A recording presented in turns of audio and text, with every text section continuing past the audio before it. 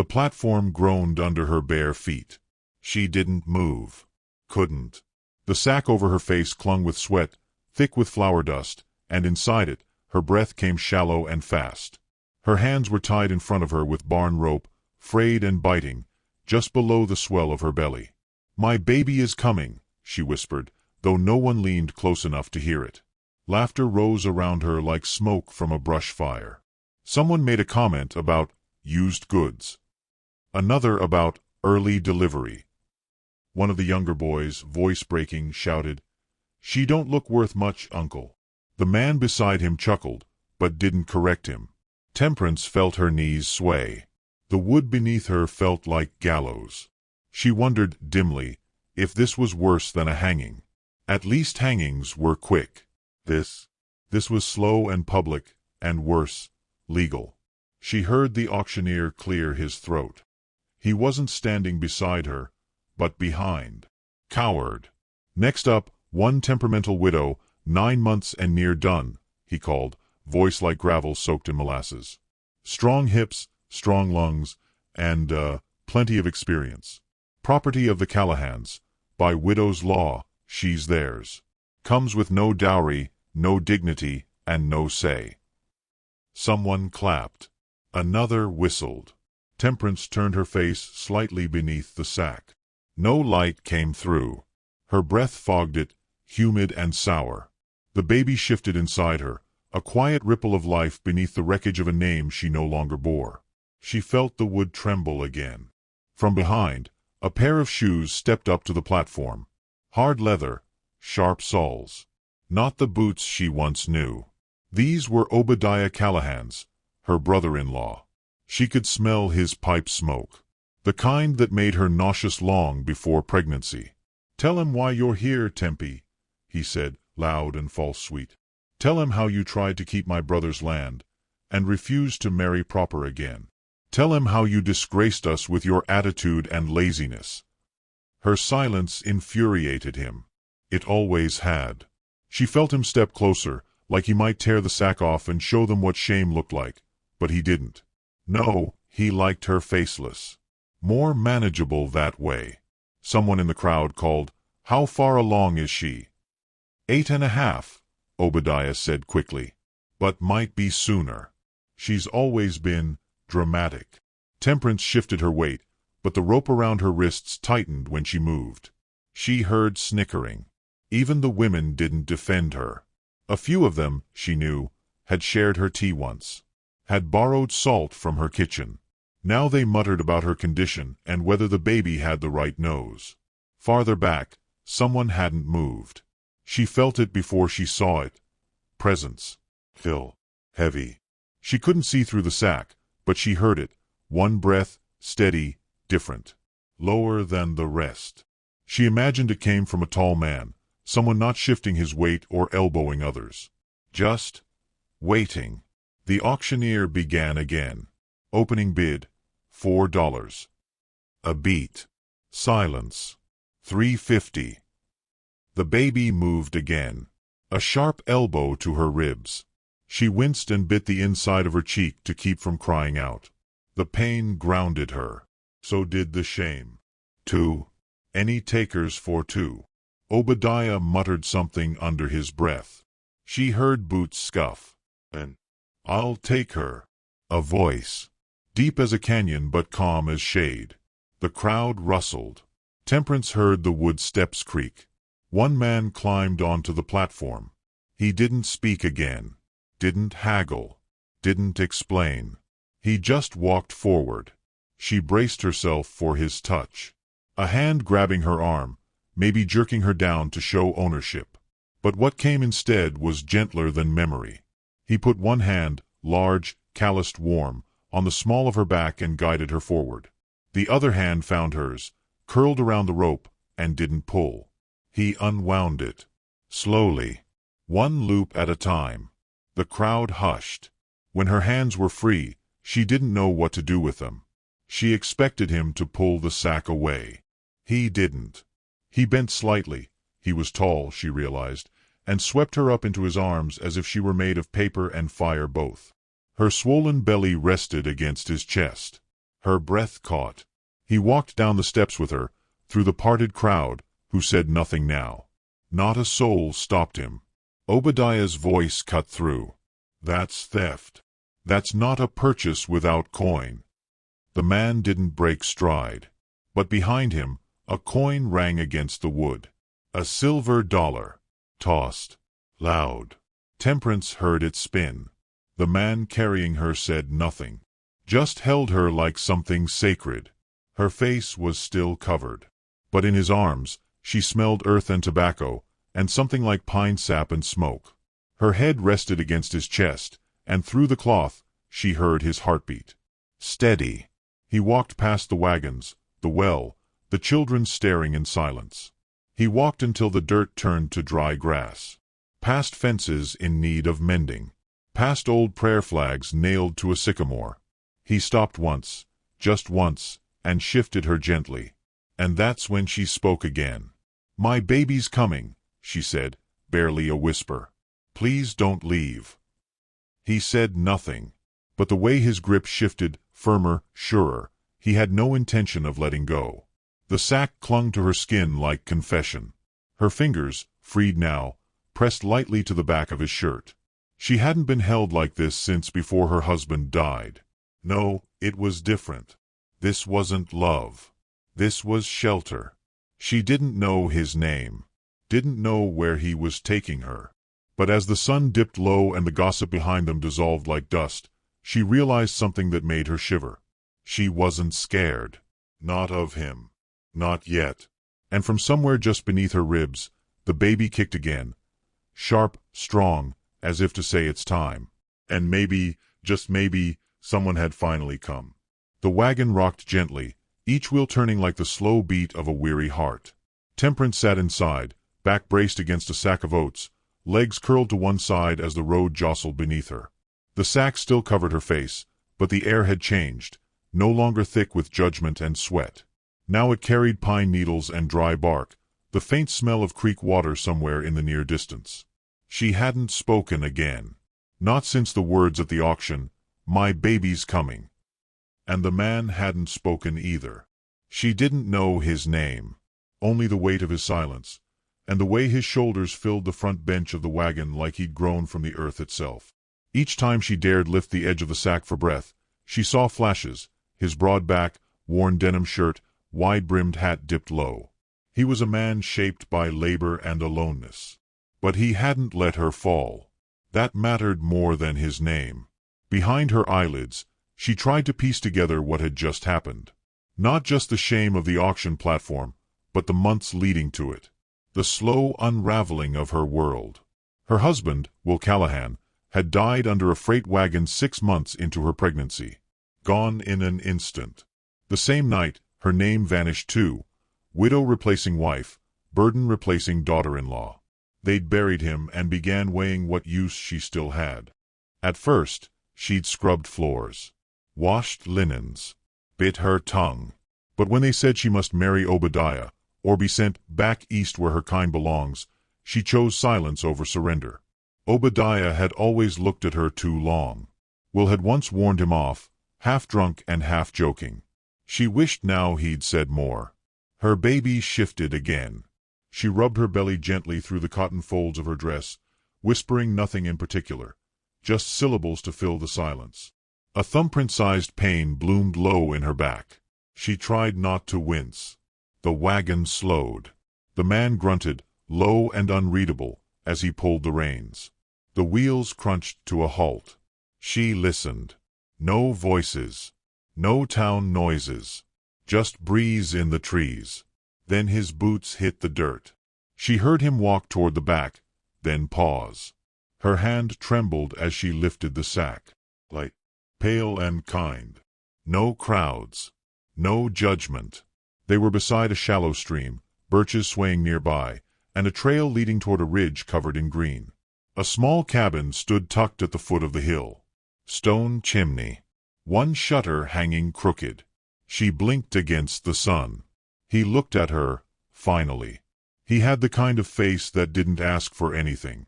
Brown eyes, weathered cheekbones, a beard that softened a strong jaw. He wasn't handsome. Not in the way the Callahans had prized. But he was real. He gestured toward the cabin and offered a hand. No words. She hesitated. Then she slid her hand into his, expecting strength and finding care. The pain in her back pulsed again. She gasped, faltering. His arm went around her waist. Not possessive. Just enough to keep her standing. She let him guide her across the dirt. Inside, the cabin was sparse.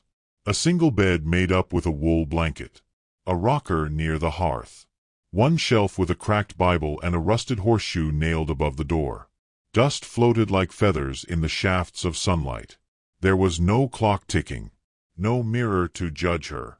He helped her sit on the bed. Brought a ladle of water from a barrel. Set down a folded towel. Then he stood in the doorway, watching her with a stillness that made the space breathe differently. She took the cup and drank. Slowly. "You gonna tell me your name?" he asked, finally. She licked dry lips. Temperance. His brow moved, just a little. Like he hadn't expected anything so soft-sounding from a woman who'd been treated like livestock. "And you?" she asked. "Colt," he said. She nodded, folding the name into the folds of her mind like a letter she'd read later. He turned to leave. "Wait." He looked back. Her voice was thinner now, stretched between pain and need. "Why did you do it?" Colt stared at her a long time, then spoke low, like each word had weight. "Because you asked to be seen." Tears stung her eyes before she could stop them. She turned her face toward the fireless hearth, ashamed. He didn't console her, didn't cross the room.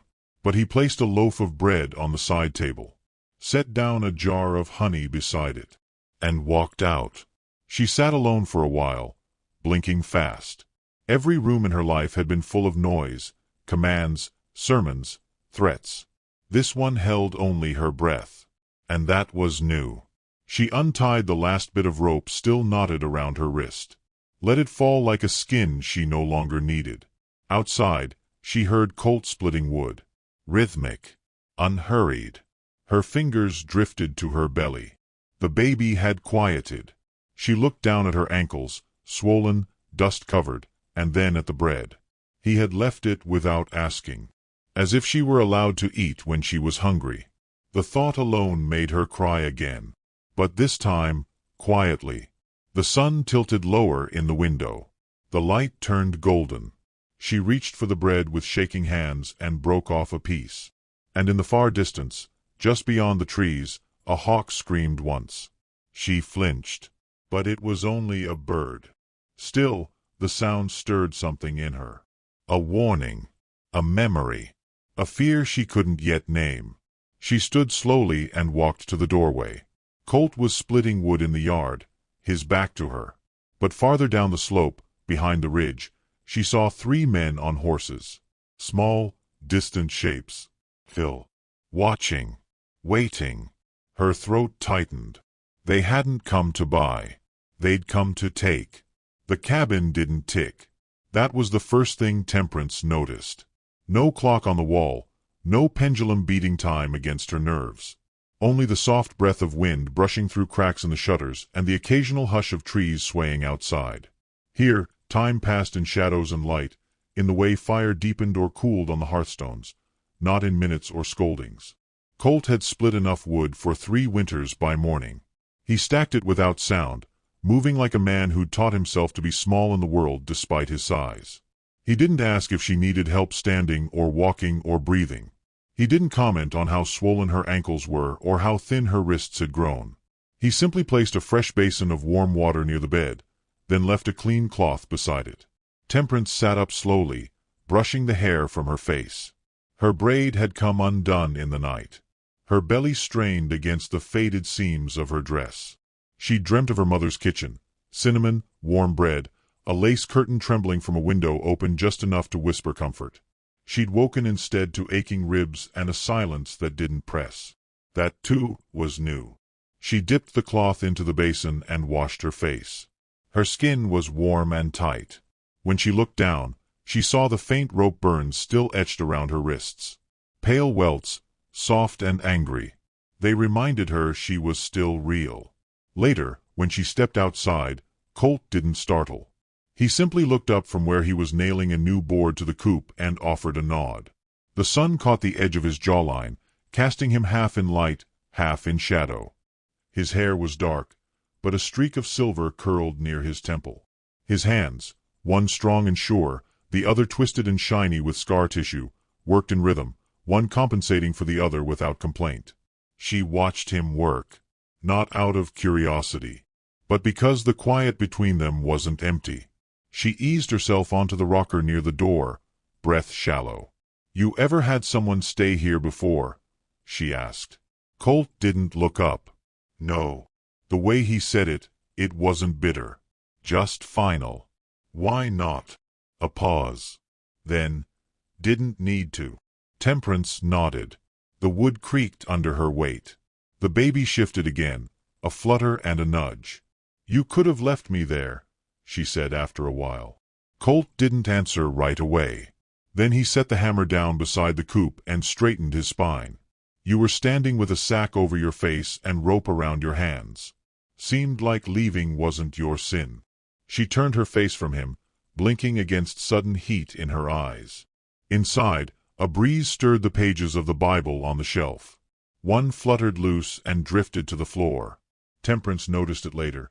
After Colt brought her tea, set it beside her with the gentleness of a man who knew what hot things could do to bare skin. "Was it fire?" she asked, eyes glancing to his hand. Colt paused, then followed her gaze. "Barn accident," he said. "Long time ago." "Yours?" He shook his head.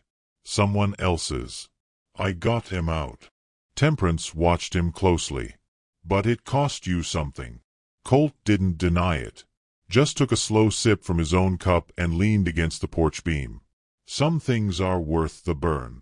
The words settled between them, warm and solemn. By afternoon, clouds had begun to roll over the hills. Not storm-dark, but heavy enough to dull the gold in the air. She took to walking the small path behind the cabin, one hand on her belly, the other grazing the tall grasses. She found a line of stones near the tree line, small, rounded, carefully stacked. A child's grave, maybe, or a dog's. She didn't ask. Colt didn't follow her, but she knew he watched from the porch. Not in suspicion, in something closer to readiness. When the wind shifted, she turned and whispered, "I think they'll come." Colt didn't pretend not to know who she meant. "You think they'll be fools enough to walk onto your land?" "They already were," he said, calm. "Now they'll wait for a time they think I ain't watching." She nodded. Fear didn't rise as high this time. It stayed low, like smoke in an old chimney, waiting to stir. At dusk, he lit the lantern. The fire inside flickered against the walls, casting their shadows large across the wooden floor. She sat by the hearth, shelling dried beans into a pot, just for the rhythm of it. Her hands remembered this from childhood. Her body remembered how it felt to be part of something quiet. She looked over and caught him watching her. Not her body, not her wounds, but her. The way a man looks when he's trying to piece a picture from broken glass. She said, almost without breath, "They said I'd shame the family if I gave birth alone." He met her gaze. "You're not alone." The lantern popped softly behind them. Outside, a wolf cried once into the dusk. She set down the pot. "I don't think they want the baby," she said. "I think they just don't want me to have her." Colt didn't answer. But he crossed the room then, slow and sure, and knelt beside the hearth. His burned hand reached out, not to touch her, but to pick up one of the beans she'd dropped. He set it back in the bowl. "You'll have her," he said quietly. "And she won't carry their name." Temperance looked at him like a woman seeing spring for the first time after a brutal winter. She didn't know what to say, but her breath trembled as she whispered, "You believe that?" Colt nodded. Then he added, "And when the time comes, if they try again, they'll wish they'd left her alone." The cabin smelled of warm bread and pine smoke by morning. Temperance sat by the open window, her ankles propped on a stool, a damp cloth resting against her neck. The ache in her back had become a dull pulse, steady as a drumbeat. The baby had dropped lower overnight. She could feel the difference in her bones. Outside, Colt was hammering fence posts into hard ground. One-handed, quiet as ever. Each swing of the mallet was precise, patient. She watched from behind the lace curtain. Just a strip of old linen Colt had tacked up after seeing her squint at the morning glare. He'd done that without a word. Like the bread he left every dawn. Like the way he checked the water barrel before she woke. She'd never had to ask. That, not being asked to beg, was the most foreign kindness of all. The fire crackled behind her. She turned the loaf over in the cast-iron pan, let it brown, let herself breathe. She hadn't felt useful in months. But she still remembered how to bake. Flour, lard, salt. Simple things, stubborn as memory. When the knock came, it didn't sound like a neighbor's. 3 sharp raps. Then silence. Temperance froze. She glanced to the rifle leaning by the door. Not her doing. Colt had placed it there 2 nights ago without explanation. She hadn't touched it, but she knew where the bullets were. Another knock. Slower. Heavier. Colt's shadow moved past the window. She heard the boards creak as he opened the door. "Afternoon," said a crisp voice, male, older. Polished like boots before Sunday. "Preacher Vel," Colt said flatly.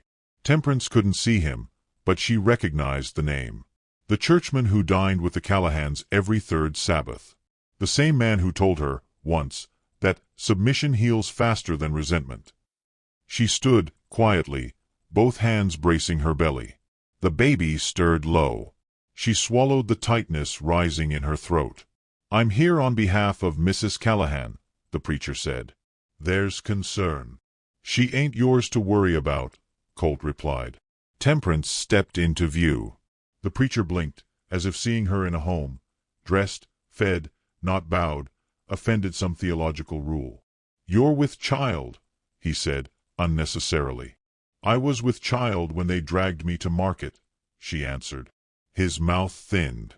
"Your in-laws say the child may be kin." Temperance held his gaze.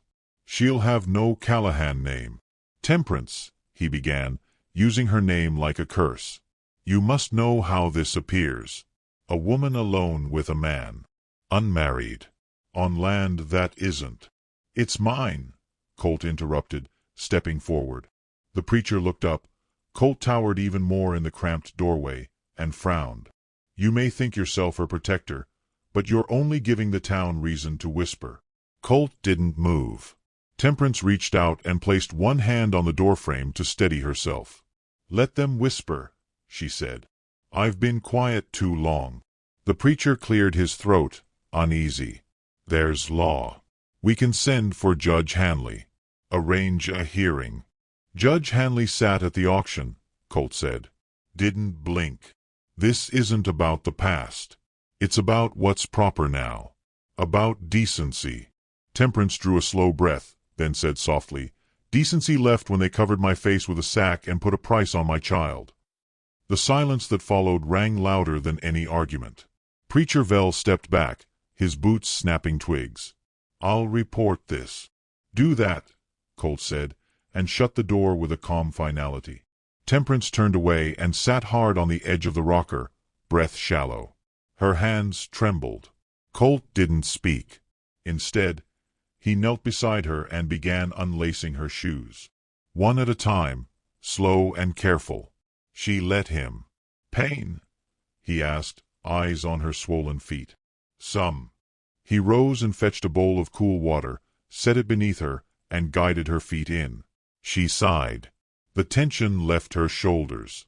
She hadn't realized how tightly she'd been holding herself. "You always know what to do," she said after a long while. Colt sat beside the hearth. "Only when it matters." The room warmed again. Not just from the fire. "I ain't been good at asking," she whispered. "It's been beat out of me, mostly. You don't need to ask here." She nodded. Later, as dusk set in, she braided her hair by the window.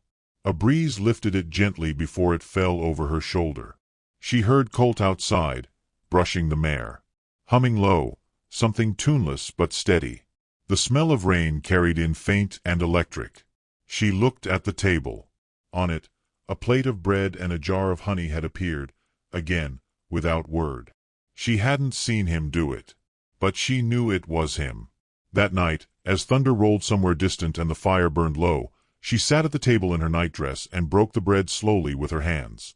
She ate it with both hands this time, not hunched, not watching the door. And as she licked the honey from her fingers, she heard the porch boards creak again. Not Colt, not boots. Lighter, faster. Then a knock, low, urgent. She stood, one hand over her belly. Colt opened the door. On the porch stood a boy, no more than 12. Hair soaked from rain, barefoot, face pale. He looked at Temperance, eyes wide. "They're coming," he whispered. "Obadiah. He's got papers. Says he's talking her back." Then the boy looked at Colt. "Says if you stand in the way, he'll burn this place down." The storm broke before midnight. Wind slammed against the shutters like fists. Rain sliced sideways across the porch, tapping the lantern glass like it wanted in. Inside the cabin, the fire snapped and hissed, but Temperance didn't hear it.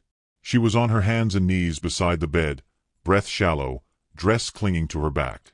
Pain ripped through her spine, sharp and unforgiving. "It's time," she gasped. Colt was already kneeling beside her, sleeves rolled, hair damp from hauling in the last of the firewood. He didn't panic, didn't speak unless she needed him to. He fetched clean cloths, boiled water, propped pillows behind her back. Every movement was deliberate, practiced like he'd dreamed this moment 100 times but never said so. The baby was coming fast. Too fast. "I can't," she cried, digging her fingers into the quilt. "You already are," he said softly. "You've made it through worse." She gritted her teeth. Sweat slid down her neck. Her body was splitting, tearing, breaking open, but her spirit, it held. For the first time in months, maybe years, it held. Another contraction gripped her. She screamed. Outside, thunder cracked like a pistol shot. Colt pressed a cool cloth to her forehead. "Breathe through it," he murmured. "Let her come." She didn't remember when he said her instead of it, but she clung to that word like rope. It felt endless. Time slipped sideways. She wasn't in a cabin anymore. She was somewhere between this world and the next, between the girl they tried to break and the mother fighting her way through. And then, suddenly, terribly, silence. Temperance blinked. Colt's face was close. He was holding something small. Phil. The baby. Her baby. But there was no cry. Temperance's heart stopped. "No," she whispered. "Please don't." Colt didn't say anything. Just turned the tiny body gently, rubbed the back. One firm stroke. Then another. The storm outside was nothing compared to the one in her chest. Then, like a match struck in darkness, a wail. High and fierce and alive. Temperance collapsed backward in sobs as Colt wrapped the baby in a soft cloth and held her out, arms steady. "She's here," he said, voice cracking. "She's real." Temperance took her daughter into trembling arms. The child was warm, red-faced, with fists already balled against the world. She laughed, wet and broken and full of wonder. "I never thought," she choked, "she'd make it. You both did." She looked up at Colt then, really looked. He was soaked in sweat and rain, hair plastered to his neck, eyes wide with something he never let show. Something like awe. He sat beside her on the floor, quiet. Then he said low, almost shy, "I was thinking, her name should be Mercy." Temperance blinked. "Why?" He hesitated. Then, "Because that's what you gave me." The words sank deep. She looked at her daughter. Tiny. Alive. Screaming her presence into the world. Mercy. She nodded. That's what she'd never been shown. Not by the town, not by the Callahans, not by God, it sometimes seemed. But Colt had offered it. Without asking. She kissed the baby's forehead. "Mercy it is." The moment barely settled before boots thundered outside. 3 horses. More. She could hear them circle the clearing, hooves tearing into wet earth. Temperance's body tightened. Colt stood without a word, grabbed the rifle from the wall, checked the chamber. "Stay behind the stove," he said. She clutched the baby tighter, heart pounding. Then came the voice. "Obadiah, you've got something that belongs to me," he called from the edge of the dark. "Bring her out. The woman and the child." Colt stepped onto the porch, rifle low but ready. Rain sheeted off his shoulders. He stood like stone. "She belongs to no one," he said. "You want a fire? We'll give you one," Obadiah snarled. "We got papers. A judge. Men who'll swear on their Bibles." "I've got bullets," Colt replied. A beat of silence. Then laughter. "You think you can stop this?" Obadiah mocked. "You think one scarred drifter and some whore with a baby get to rewrite the law?" Colt didn't flinch.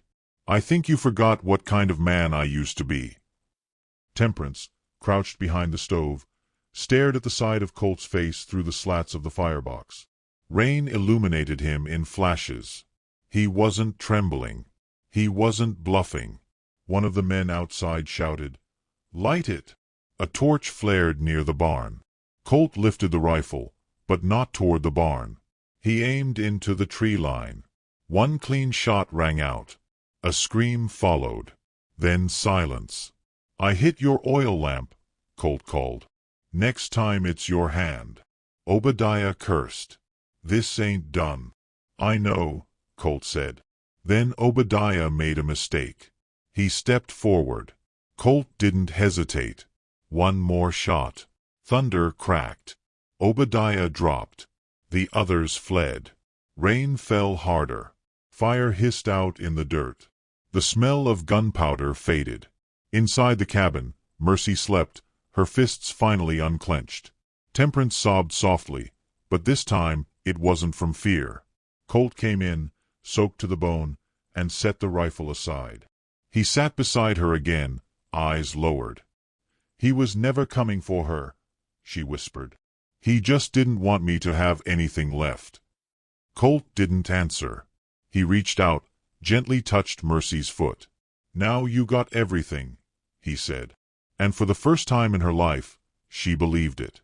The storm moved on, and the girl they tried to sell sat on a floor with a newborn in her arms, and a man beside her who didn't ask for thanks, or promises, or praise. Just silence. And in that silence, Mercy breathed. Which city are you watching our video from? Please leave a comment. Please subscribe to the channel as well. Thank you.